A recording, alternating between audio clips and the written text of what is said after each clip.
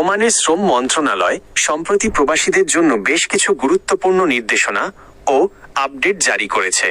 এর মধ্যে সবচেয়ে উল্লেখযোগ্য হল নির্দিষ্ট কিছু পেশায় পেশাগত লাইসেন্স, প্রফেশনাল লাইসেন্স বাধ্যতামূলক করা এবং ভিসা ফির ক্ষেত্রে নতুন সুযোগ সুবিধা প্রদান। নিচে সাম্প্রতিক আপডেটগুলোর সারসংক্ষেপ দেওয়া হলো। পেশাগত লাইসেন্স গ্রহণের সময়সীমা, ডেডলাইন। ওমান শ্রম মন্ত্রণালয় জানিয়েছে যে নির্দিষ্ট কিছু কারিগরি ও পেশাদার পদে কর্মরত শ্রমিকদের জন্য পেশাগত লাইসেন্স সংগ্রহ করা বাধ্যতামূলক।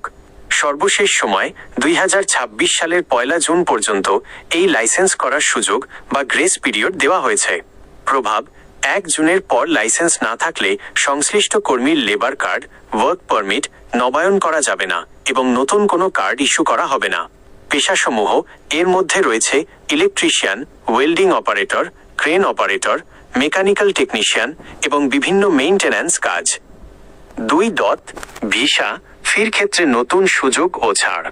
মন্ত্রণালয় নিয়োগকর্তা ও প্রবাসীদের সুবিধার্থে ভিসা ফিতে ব্যাপক পরিবর্তন এনেছে। মেয়াদ বৃদ্ধি: নন ওমানি কর্মীদের ওয়ার্ক পারমিটের মেয়াদ 15 মাস থেকে বাড়িয়ে 24 মাস 2 বছর করা হয়েছে। জরিমানা মওকুফ: নির্দিষ্ট কিছু পরিস্থিতিতে, যেমন কর্মীর মৃত্যু, গুরুতর অসুস্থতা বা পাসপোর্ট সংক্রান্ত জটিলতা, বিলম্ব জরিমানার ক্ষেত্রে বিশেষ ছাড়ের ব্যবস্থা রাখা হয়েছে। নামমাত্র ফি: যদি কোনো কর্মী মেডিকেল পরীক্ষায় অযোগ্য হন বা 90 দিনের মধ্যে দেশে ফেরত যান, তবে মাত্র 1 রিয়াল ফির বিনিময়ে নতুন লাইসেন্স বা আগের টাকা ফেরত পাওয়ার সুযোগ রাখা হয়েছে। 3. শ্রম আইনের অন্যান্য গুরুত্বপূর্ণ পয়েন্ট। পাসপোর্ট জব্দ করা: নতুন আইন অনুযায়ী কোনো মালিক বা কফিল কর্মীর পাসপোর্ট বা ব্যক্তিগত নথিপত্র তার অনুমতি ছাড়া আটকে রাখতে পারবেন না। ছুটি ও কর্মঘণ্টা: সপ্তাহে 40 ঘন্টা, দিনে 8 ঘন্টা কাজ এবং 6 মাস চাকরির পর 30 দিনের বার্ষিক বেতনভুক্ত ছুটির বিধান কার্যকর রয়েছে।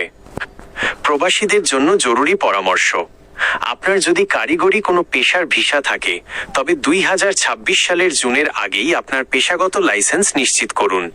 অন্যথায় ইকামা বা লেবার কার্ড নবায়নে সমস্যার সম্মুখীন হতে পারেন।